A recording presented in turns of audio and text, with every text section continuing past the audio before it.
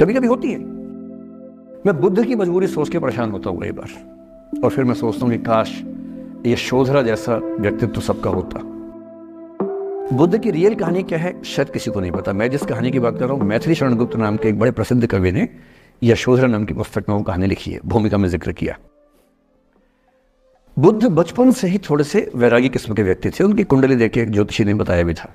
माता पिता बहुत परेशान थे, शुद्धोदन उनके पिता का नाम था। माता पिता ने बहुत कोशिश की कि इस बच्चे का मन विरक्त ना हो। अच्छा महल बनवाया, सारी सुविधाएं दी। जैसे ही बुद्ध थोड़े से किशोरावस्था में आए, उस समय की दुनिया की सबसे खूबसूरत महिला से, लड़की से, यशोधरा से, उससे शादी करवा दी।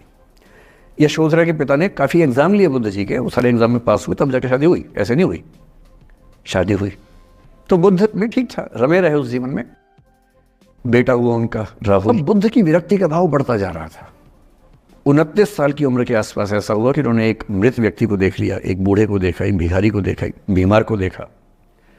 विरक्त हो गए और उनका मन हुआ घर छोड़ दूं, ज्ञान की खोज में चला जाऊं। अब ज्ञान की खोज में जाएं, उनको पता है कि भाई मेरी पत्नी भी है, मेरा बेटा भी है, राज्य भी है, कैसे छोड़ दूं? छोड़ना जरूरी है। अंदर की आवाज है कि छोड़ो, तुम इस चीज के नहीं बने हो, तुम्हारा स्वधर्म कुछ और है। बाहर की जिम्मेदारी है कि छोड़ नहीं सकते। मैं अनुमान करता हूं कि बुद्ध ने शायद अपने पिताजी से कहा हो कभी कि पिताजी मैं बहुत परेशान हूं, छोड़ना चाहता हूं। तो पिता ने समझा बुझा के मना किया होगा कि बेटा शोभा नहीं देता, ऐसा मत करो। हो सकता है पत्नी से भी बात की हो, पत्नी ने भी कहा हो कि ये क्या बात हुई, हम सबका जीवन तुम पे टिका है, बच्चा अभी बिस्तर से भी नहीं उतरा है, अभी तो चलना भी नहीं शुरू किया है, तुम ऐसी बात कर रहे हो। इसका जिक्र नहीं मिलता इतिहास में कि ये बात हुई कि नहीं हुई।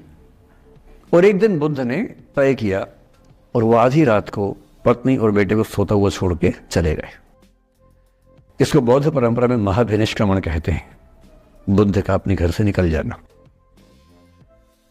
अब बुद्ध चले गए, लेकिन मैथिली शरण गुप्त यशोधरा के पर्सपेक्टिव से बुद्ध को देख रहे हैं। यशोधरा बहुत परेशान है, भाई पति चला गया है, बच्चे का पिता चला गया, मजाक थोड़ा है। राजा परेशान है कि उनका उत्तराधिकारी चला गया है। यशोधरा इतनी परेशान है, बहुत लंबे समय तक छंद आते रहते हैं कि वो कितनी बेचैन है, कितनी परेशान है। लेकिन यशोधरा की सबसे बड़ी परेशानी इस बात से नहीं कि बुद्ध चले गए, इस बात से है कि बिना बताए चले गए, भरोसा नहीं किया। और वो अपनी सहेली से कहती है, सिद्धि हेतु स्वामी गए, यह गौरव की बात। मुझे गर्व है कि मेरा पति इतने महान काम के लिए गया है। सिद्धि हेतु स्वामी गए, यह गौरव की बात, पर चोरी चोरी गए, यही बड़ा व्याघात। सखी वो मुझसे कहकर जाते, कह तो क्या वो मुझको अपनी पथ बाधा ही पाते, क्या मैं रास्ता रोकती उनका? उसके मन में ये मलाल है कि बिना बताए चले गए। वो इस भाव को लेट गो नहीं कर पा रही है, परेशान है। फिर बुद्ध को ज्ञान मिला 6 साल की तपस्या के बाद, बोधगया में बोधि वृक्ष के नीचे ज्ञान मिला। बात फैल गई। जो 5 शिष्य बुद्ध को छोड़ के भाग गए थे उनके बुरे वक्त में, उन्हीं 5 को बुद्ध ने सबसे पहले ज्ञान दिया सारनाथ में, जिसको धर्म चक्रवर्तन कहते हैं। बुद्ध की ख्याति बढ़ने लगी। शुद्धोदन ने बुद्ध के पास, अपने बेटे के पास कई लोगों को भेजा ये कहने के लिए कि भाई यहां भी तो आओ, हमसे भी तो मिलो। बुद्ध का ऐसा प्रताप था कि जो उनके पास जाता वो बुद्धम शरणम गच्छामि हो जाता, वापस ही नहीं आता। तो फिर शुद्धोदन ने बुद्ध के बचपन के एक दोस्त को ये कह के भेजा, भैया मैं जानता हूं तुम वापस नहीं आओ, पर प्रभावित होने से पहले बोल देना कि पापा याद कर रहे थे।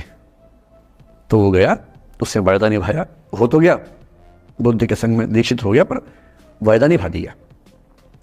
तो बुद्ध ने कहा जरूर जाऊंगा, पिताजी की आज्ञा तो जाऊंगा ही जाऊंगा। बुद्ध पहुंचे अपने कपिल वस्तु, जो अपना इलाका था, वहां पहुंचे। पूरे कपिल वस्तु में, नेपाल सिद्धार्थ नगर से नेपाल जाएंगे तो नेपाल बॉर्डर पे कपिल वस्तु है। मैं देखने गया था वो जगह जहां बुद्ध पैदा हुए थे, बड़ा सुंदर स्थान है, आप भी जाकर देखेंगे अभी। तो बुद्ध पहुंचे रात को, एक धर्मशाला में रुके। अब वहां हल्ला मच गया कि राजा का बेटा धर्मशाला में। बुद्ध ने कहा भाई मैं देखो राजा का बेटा बन के नहीं आया हूं, मैं बुद्ध बन के आया हूं। सुबह उठ के भिक्षा मांगने लग गए उस इलाके में, अपने ही पिता के राज्य में। पिता ने सिर पीट लिया कि भाई क्या कर रहे हैं। फिर बुद्ध ने सूचना भिजवाई कि मैं बुद्ध हूं, बेटा हूं संयोग से, ठीक है मैं आ रहा हूं मिलने के लिए, पर मैं बुद्ध हो के आया हूँ, मेरी चर्या है, नियम है, मैं भिक्षा से ही जीवन जीता हूँ अपना। ठीक है, पिताजी ने कहा चल कोई बात नहीं। फिर बुद्ध गए पिता से मिलने, पिता से मिले, सबसे मिले, भरी सभा में। लेकिन यशोधरा नहीं आई मिलने के लिए, लेट गो नहीं कर पा रहे थे। उसके मन में दर्द था, छुप के क्यों गया, बता के जाता।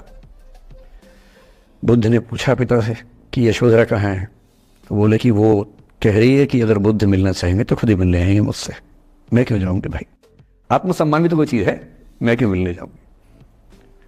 तो बुद्ध मिलने गए। सोचिए कमरे में यशोधरा बैठी है, राहुल साथ में। अब राहुल थोड़ा सा बड़ा हो गया है, 6-7 साल का है। बुद्ध गए हैं। अब आपके मन में आ रहा है कि बुद्ध वहां जाके बोलेंगे सॉरी मैंने गलत किया, I hurt you, I really feel sorry. बुद्ध है वो बुद्ध, वहां जाके क्या बोल रहे पता है, भिक्षाम देहि, भिक्षा दो। और यशोधरा कितनी महान महिला रही होगी, उसने अपने बेटे का हाथ बाप के हाथ में दे दी।